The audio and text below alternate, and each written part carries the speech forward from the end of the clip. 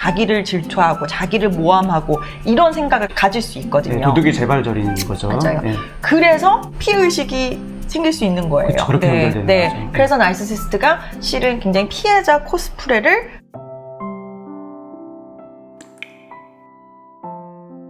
되게 거만하고 좀 스스로에 대해서 되게 과대한 사고를 갖고 있고, 자기는 뭐든지 할 수 있고 다른 사람들의 어떤 이해관계나 이런 거에 피해를 주더라도 자기는 이제 할 수 있는 어떤 권리가 있다, 이런 특권의식을 갖고 있고, 그리고 상대방 감정을 공감을 잘 못해주고 착취적이고 양심에 조금 찔리는 그런 행동들을 조금 잘하는 본인은 안 찔리죠.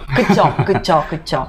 근데 남들이 봤을 때, 그러니까 그런 죄책감 같은 걸 잘 못 느끼는 특징들을 조금 갖고 있어서 주변 사람들한테 되게 큰 피해를 주는 그런 성격적인 특성을 갖고 있는 어떤 부류의 사람들 지칭하는 말이거든요. 나르시시스트가. 생각보다 저희 주변에 이런 성격적인 특성을 갖고 있는 사람들이 많아요. 내가 살면서 정말 크게 상처를 상대방한테 받은 경우에 대부분의 그 상대방이 그런 성격적인 특성을 갖고 있는 사람들이 너무 많기 때문에 인식이 잘 생기고, 실은 그런 또 사람들한테 잘 대처할 수 있는 방법들을 좀 알려드리고 싶은 마음에서 저희가 이 채널을 운영하고 있습니다. 그래서 혹시 모르셨던 분들이 이게 토킹닥터스 채널 꼭 구독하셨으면 좋겠고요. 이게 흔하게 가스라이팅이라는 용어랑 좀 비슷한 느낌을 받으시는 것 같아요. 그 연관성 궁금하신 분도 계신데 답변을 해줄 수 있을까요? 다른 사람을 조종하기 위한 수단으로 쓰는 방법이거든요. 그래서 가스라이팅을 정확하게 정의를 드리자면, 상대를 가스라이팅 한다는 거는 상대가 생각하고 있는 생각이나 감정이나 믿고 있는 현실이 실은 사실이 아닌 것처럼 그 상대방이 스스로 속아 넘어가게끔 하는 어떤 방법을 얘기를 하는 거예요. 일반적인 사람들도 나도 모르게 하는 경우가 있어요. 친구들끼리 모였는데 어떤 한 친구가 남편이 되게 강압적이고 뭐 돈 쓰는 거나 뭐 어디 가는 거나 외출하는 거에 대해서 되게 엄격한 사람이라고 되게 제약을 한단 말이에요. 친구들 있는 자리에서 우리 남편 나한테 너무 옥죄고 너무 나한테 간섭이 많고 통제하고 너무 힘들다. 근데 그럴 때 우리가 보통 친구를 위로해 주려고 야 그래도 그만한 남편이 어딨어, 성실하잖아, 돈 잘 벌어오잖아, 한눈 안 팔잖아, 괜찮아, 그 정도면 괜찮아. 그것도 실은 가스라이팅 일종이죠. 근데 그건 악의가 없는 가스라이팅인데 선의의 거짓말 같은 느낌이에요. 맞아요. 근데 이제 나르시시스트들이 하는 가스라이팅은 실은 의도를 갖는 거죠. 자기가 원하는 것을 얻어내기 위해서, 자기가 원하는 상황으로 이끌기 위해서, 상대방을 조종하기 위해서 일부러 그런 거짓말과 상대방을 깎아내리는 얘기와 스스로를 저평가할 수 있게 막 비난하는 얘기나 이런 것들을 지속적으로 하는 것이 실은 나르시시스트들이 주로 사용하는 가스라이팅입니다. 상대방을 대하는 어떤 인터랙션에서 가스라이팅을 굉장히 자주 위주로 사용한다. 그건 좀 뭔가 문제가 있는 거죠. 그렇죠. 너무 자연스럽게 패턴화돼서 그냥 아무렇지도 않게 줄줄줄 하는 그런 분들이 사실은 많고, 제 채널도 그렇고 이제 토킹닥터스도 그렇고 구독자분들이 그런 분들한테 알게 모르게 당하고 착취당하고 하면서도 그 굴레를 벗어나기가 힘들고 고생하시는 분들이 많은 것 같아요.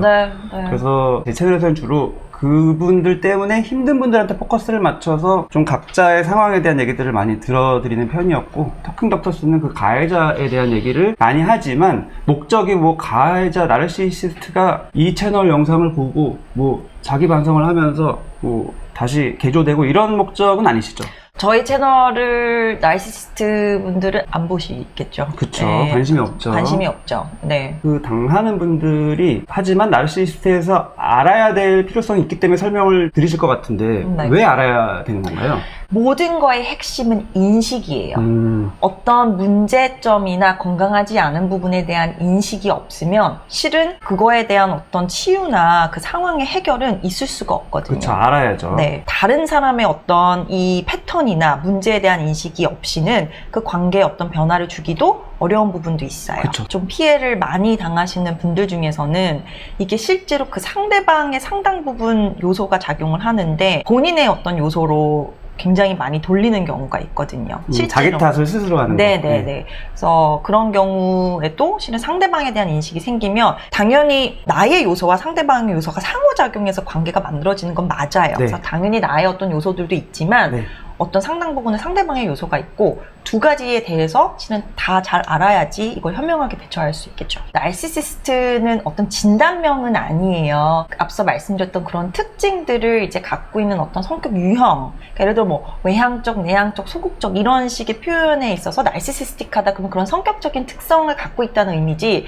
이게 결국 자기애성 성격 장애를 진단 내리거나 그러는 거는 아니고요. 보내주신 사연에 여러 가지 그 특징들은 실은 그 자기형성 성격에 해당되는 것들이 있는 것처럼 보여지는 부분이 있지만 이제 그걸 진단을 내리거나 그런 부분은 아니라는 건 꼭 말씀드리고 싶습니다. BCA님이 이제 아버지에 대해서 이제 얘기해 주셨던 특징 중에서 굉장히 자신이 대단하고 뭐라도 된 것 마냥 하는 말투로 이제 자아도취가 심하다고 얘기를 주셨는데 과대하고 거만한 게 실은 나르시시스트들이 보이는 어떤 특징입니다. 근데 이게 실제로 본인 정말 마음 깊숙이 자기가 잘났다고 생각을 해서 이렇게 과대한 게 아니라 마음속에 이제 자리 잡고 있는 어떤 무능감이에요. 무능감 자격지심이에요. 그게 실은 어릴 적 환경이랑도 연관성이 있어요. 그래서 많은 경우에 이런 특징을 갖고 있는 사람은 어렸을 때 정말 그 주변에 중요한 인물, 보통은 부모님이죠. 부모님한테 정말 어떤 정서적인 어떤 공감이나 어떤 케어나 이런 사랑을 온전히 받지 못한 경우가 굉장히 많아요. 그래서 아마도 아버지께서도 어렸을 적 환경이 조금 별로였다고 얘기 주셨는데 그렇기 때문에 실은 나는 좋은 사람, 괜찮은 사람 이런 생각이 아닌 굉장히 어떤 무능감이나 자격지심이 이제 마음속에 있다 보니까 그거를 이제 본인이 성장을 하면서 그거에 대한 어떤 반대급부적으로 포장을 하는 거죠. 이런 거만하고 과대한 모습으로 이제 포장을 하는 거거든요. 그래서 실은 자기가 대단하고 자아도취적인 어떤 모습으로 많이 이제 나타나기도 하죠. 뭐가 뭐 조금만 잘못돼도 자기 무시하냐 이렇게 얘기를 해서 분노 표현을 한다고 이제 얘기를 주셨는데 실은 나르시시스트들의 굉장히 중요한 특징 중에 하나가 실은 공감 능력도 없고요. 남들의 생각이나 이런 감정에 별로 신경을 안 써요. 근데 과민하게 신경 쓰는 부분도 있어요. 다른 사람의 어떤 생각이나 느낌이나 반응이 그게 뭐냐? 자기랑 관련돼. 자기를 어떻게 보는지, 자기한테 어떻게 대하는지. 그거는 실은 레이더망이 다른 사람보다 거의 진짜 몇백 배로 이렇게 안테나가 그쪽으로 다가 있는 거죠. 맞아요. 그래서 자기를 무시하거나 깎아내린다는 느낌을 주는 발언이 아닌 것들도 이제 조금이라도 상대방이 자기가 생각하는 만큼 잘 대해주지 않으면 굉장히 기분 나쁘게 받아들일 수 있고 포장을 과대하게 했잖아요. 근데 상대방이 이제 그런 모습을 보이지 않으면 이제 그 마음속에 있는 무능감이 갑자기 막 자극이 돼가지고 결국 그게 분노감으로 나타나는 경우가 많아요. 그렇죠. 그래서 주변 분들이 그 포인트를 건드리면은 이제 터지는 거죠. 네. 네. 그래서 분노감이 제일 많이 보이는 감정 중에 하나예요. 그래서 대부분 나르시시스트들은 모든 감정들을 분노감으로 변형시켜서 표현하는 경우가 굉장히 많아요. 아버지가 사실은 이런 경향을 가진 분들이 저희 나라에 정말 많죠. 상담하면서 부모님 얘기 나오다 보면은 아버지가 이런 경우도 있고 어머님이 이런 경우도 있고 두 분 중에 한 분은 좀 이런 경우들이 많이 있는 것 같아요. 타인의 의견이나 감정을 하나도 모릅니다. 네, 공감 능력이 없는 건 아니죠. 네.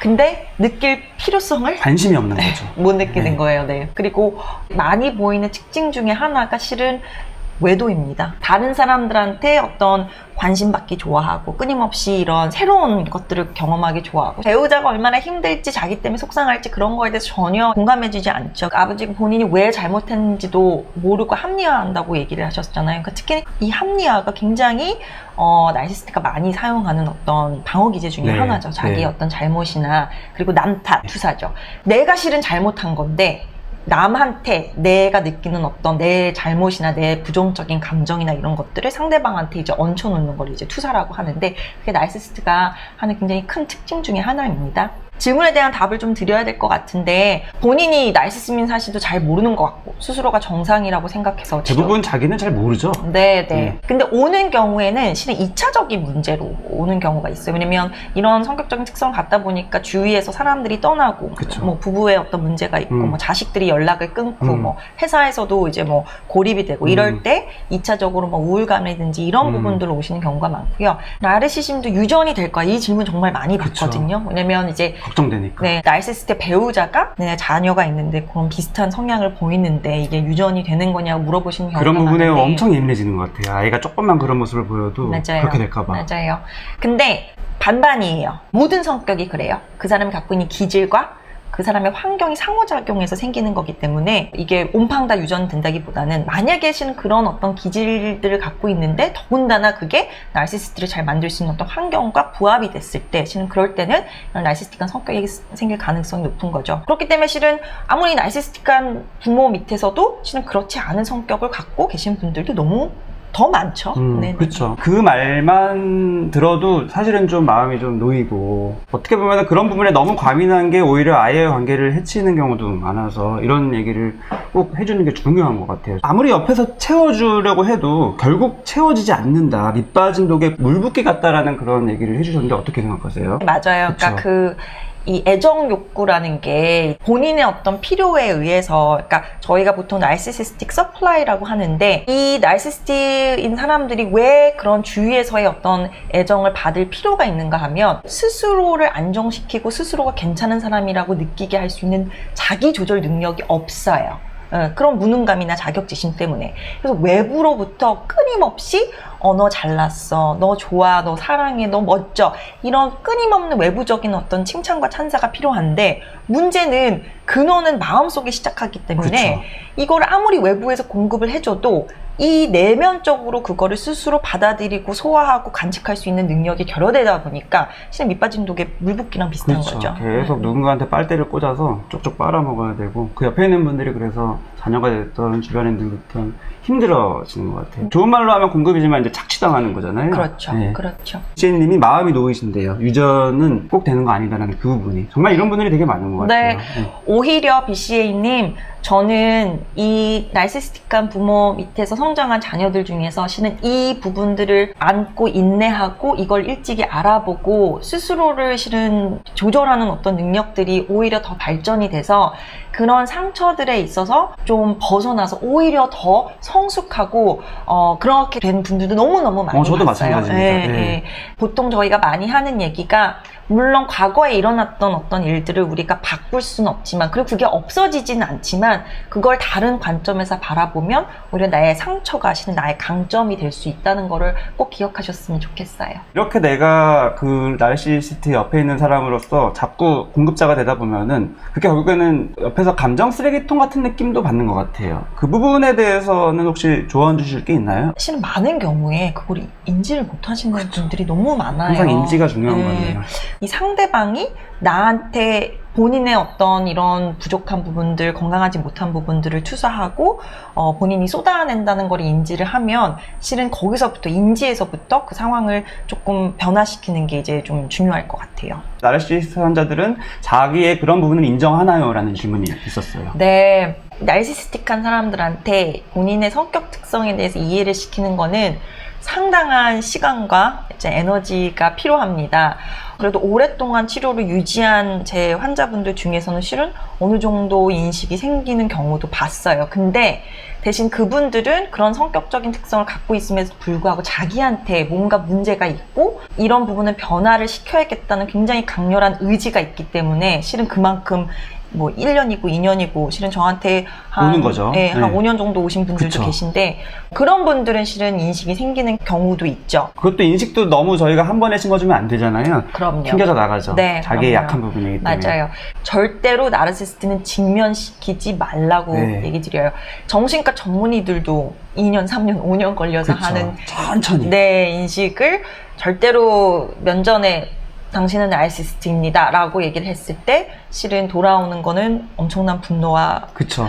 비난과 네, 오히려 보복일 겁니다. 네. 보복이 참 위험하죠. 요즘 특히 세상이 험해서. 네. 투사가 나르시시스트의 특징이라고 하셨는데 지나친 피해의식을 갖는 것으로 생각해도 될까요? 좋은 질문이신 네. 게 예를 들어서 나르시스트는 질투심도 굉장히 강하거든요.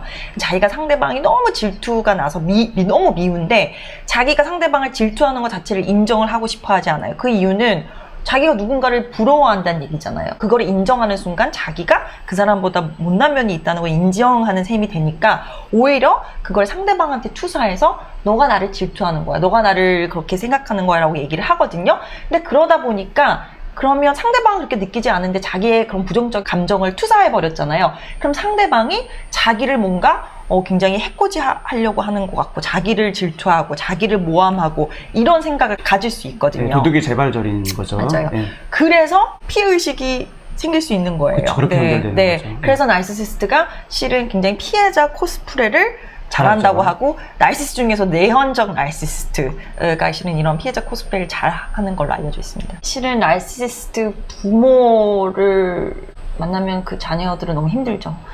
너무 힘들고, 이제 사연에 대해서 조금 집중적으로 얘기 드리면, 왜 시부모님을 보면서 이제 그 나르시시스트 엄마에 대한 인지가 생기셨다고 하셨잖아요. 에드워드 K님께서. 근데 정말 많은 경우에 그래요. 그러니까 나르시시스트 부모 밑에서 자녀들은 크게 두 가지 부류로 나뉘어서 인식이 생기거든요. 그러니까 어렸을 때부터 아예 처음부터 뭔가 이제 스스로 생각할 수 있는 능력이 있을 때부터 뭔가 엄마가 아빠가 이상하다. 불편하다. 뭔지는 모르죠. 뭔지는 모르지만 굉장히 엄마 아빠 건강하지 않다. 이 생각을 어렸을 때부터 갖고 있으면서 부모를 멀리하는 경우도 있지만, 실은 부모가 전부잖아요, 어렸을 때는. 그러니까 부모가 하는 얘기와 말이 정의라고 생각하잖아요. 그래서 어쩔 수 없이 그 나르시시스트 부모의 뭐 한 명이 될 수도 있고 두 명이 될 수도 있지만, 그런 서플라이의 역할을 하는 자녀로 이렇게 둘이 나뉘거든요. 근데 그건 자녀의 잘못이 아니에요.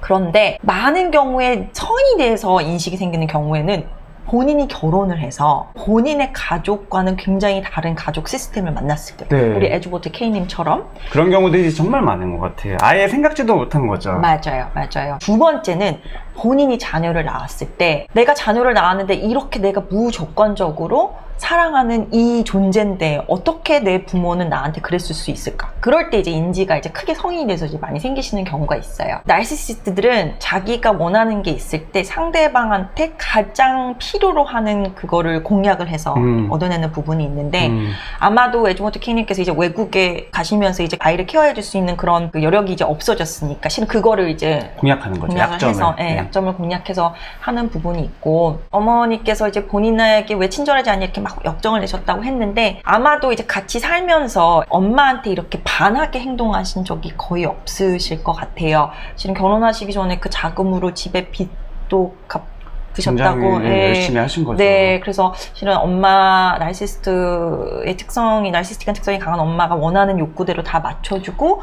그쵸. 본인이 그렇게 희생하는 걸로 이제 그쵸. 쭉 살아오셨었는데, 이제는 본인이 인지가 생기셨잖아요. 나르시시스트는 상대방이 자기를 어떻게 바라보는지, 자기에 대한 인식에 대한 굉장히 촉이 좋거든요. 그러니까 엄마께서 이전에는 이랬는데 뭔가 이 딸이 나에 대한 인식이 바뀌었구나, 뭔가 이거를 나를 예전처럼 대해주지 않는구나, 그걸 기가 막히게 네, 파악하시는 거죠. 이제 서플라이 역할을 더 하지 않았고, 그걸 엄마의 어떤 무능감이 이제 또 올라오는 거죠. 올라오면서 이제 분노감으로 이제 표현을 하는 거죠. 자녀들을 이간질 시킨다고 하셨잖아요. 본인을 필요로 하기 위한 어떤 수단일 가능성이 있죠.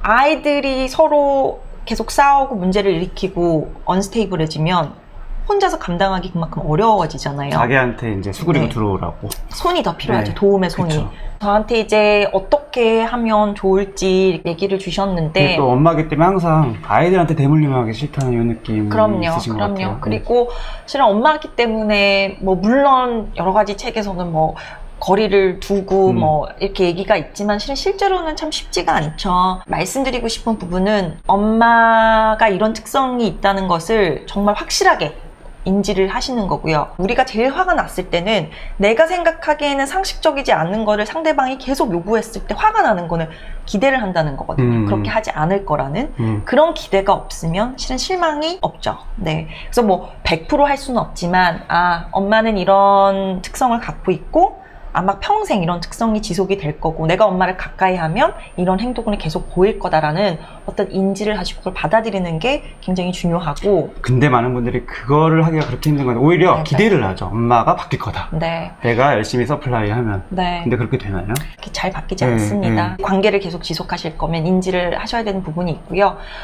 그리고 변호해주지 말아야 해요. 경제적인 능력이 없으니까, 뭐 엄마가 뭐 나이가 드셨으니까, 실은 그거는 합리화. 네, 합리화하는 거죠. 그래서 그런 행동들을 변호해주지 마시고요. 본인을 점점점 거리를 두려고 했을 때는 계속 그 관계 안에서 끌어들이기 위해서 계속 본인을 자극하는 그런 상황들이 만들어질 겁니다. 그게 뭐 어떤 자녀를 이용하든, 뭐 배우자를 뭐 그쵸. 비난하는 이간질도 거든, 많고. 시댁을 하는 거든. 근데 그럴 때 엄마가 이런 특성 때문에 그러는 건지를 인지를 하면 거기에 이제 끌려 들어가지 않고 그거를 이제 내 어떤 문제로 개인화시키지 않는 게 굉장히 중요할 것 같고. 근데 많은 분들이 또 거기서 고비에 넘어가는 것 같아요. 내 네. 탓으로 죄책감을 이제 불러일으키잖아요. 네, 네. 그래서 또 다시 돌아가고 이런 네. 분들이 너무 많은 것 같아요. 네. 그래서 제일 중요한 게 그거예요.